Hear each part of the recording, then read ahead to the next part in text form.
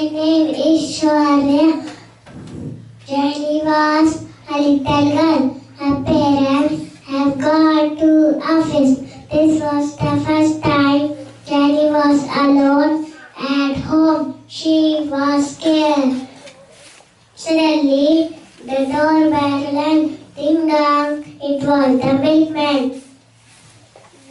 Jenny's mother told her not to open the door.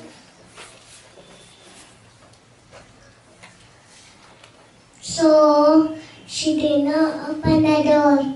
She told the milkman to come later.